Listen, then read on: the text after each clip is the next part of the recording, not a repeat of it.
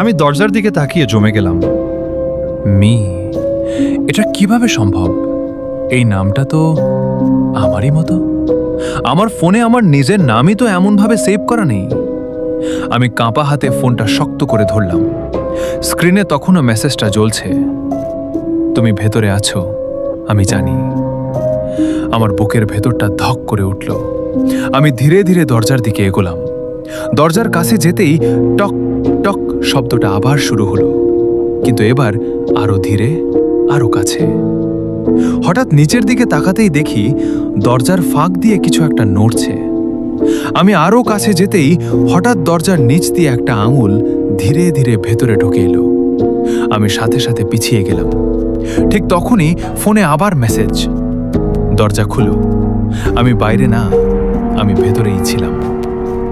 আমি মাথা তুলে তাকালাম, আর তখনই বুঝতে পারলাম ঘরের সব আলো একটু একটু করে কমে যাচ্ছে। টক টক টক, এই শব্দটা এবার দরজা থেকে না, আমার ঠিক পেছন দিক থেকে আসছে। আমি ধীরে ধীরে ঘুরে তাকালাম, আর দেখি ঘরের ছায়ার ভেতর থেকে আমার মতোই একজন ধীরে ধীরে বেরিয়ে আসছে। তার হাতে আমারই ফোন, আর স্ক্রিনে লেখা মি।